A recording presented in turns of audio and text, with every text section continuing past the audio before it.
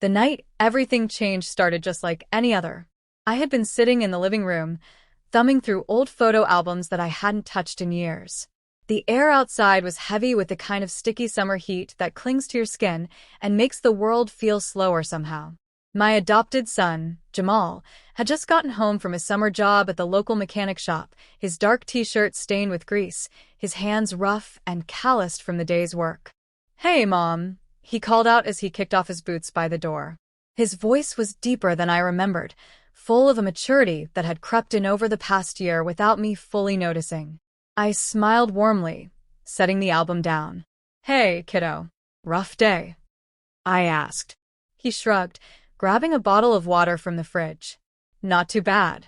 Mr. Garrison made me stay late again, but he said I'm getting better." There was pride in his voice, and it made my heart swell. I was so proud of the young man he was becoming, even though I still sometimes caught myself looking at him and seeing the scared little boy I'd brought home 12 years ago. Jamal flopped down onto the couch beside me, and his weight shifted the cushions, making me laugh. "You're not a little kid anymore," I teased, nudging him playfully. He laughed too, the sound filling the house with a warmth I'd sorely missed lately. Life had gotten busy, and even though we lived under the same roof, it sometimes felt like we were miles apart. Tonight, though, something was different. Maybe it was the heat, or the memories stirred up by the photo album, but an unspoken longing hung heavy between us, the longing to reconnect, to remember why we had chosen each other in the first place. "Whatcha looking at?" Jamal asked, nodding toward the album. I flipped it open to a page filled with pictures from the first year he'd come to live with me. "Just some old memories," I said softly. Jamal leaned over to look, his broad shoulder brushing against mine.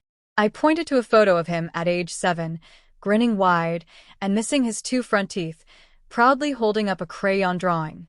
"You used to tell me you were going to be an artist," I said, laughing. Jamal shook his head, smiling at the memory. "Yeah, well, life happens." His voice was light, but there was a hint of sadness underneath. We sat there flipping through the album for a while, each picture opening a door to a story, a memory, a piece of our shared past. There was the Christmas he'd spent hours building a gingerbread house only to have the dog knock it over. The summer vacation we took to the Grand Canyon, where he'd insisted on climbing every rock he could find. The high school graduation photo, where he wore his cap at a ridiculous angle just to make me laugh in the crowd. As the night wore on, the conversation grew deeper. Jamal confessed things he'd never said before, how hard it had been to fit in at school, how much he had struggled with feeling like he didn't truly belong anywhere. I listened, my heart breaking for the boy he'd been and swelling with pride for the man he was becoming. "You always belonged here," I told him firmly, tears brimming in my eyes. Jamal looked at me, then really looked at me, and for a moment the years between us seemed to collapse. "You saved me," he said simply. I shook my head. "No, sweetheart. "You saved me too. You made me a mom." Silence stretched between us, but it wasn't uncomfortable. It was the kind of silence that speaks volumes. I reached out and squeezed his hand, rough and calloused from hard work, but still somehow the same little hand I'd held through countless nightmares and scraped knees.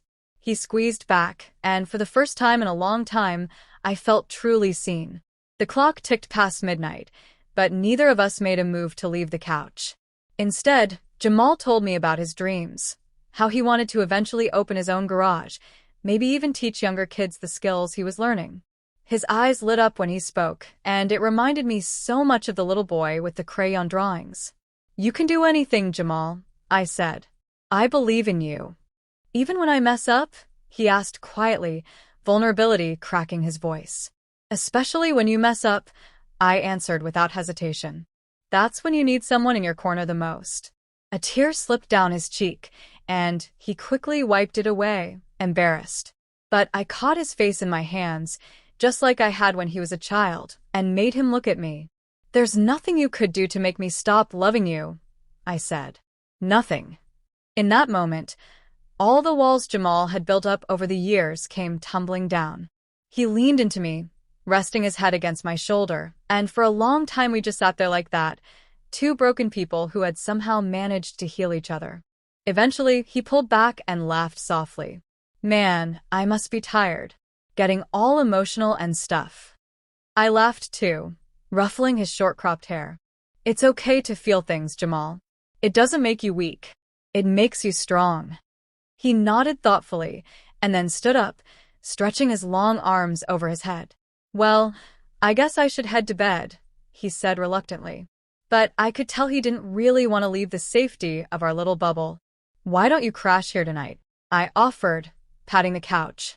Just like old times. He hesitated for a second, then smiled and grabbed a throw blanket from the chair. Thanks, Mom, he said simply.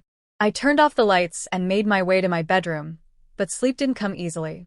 I lay there staring at the ceiling, thinking about how much Jamal had grown, about the man he was becoming, and about how grateful I was to be part of his journey.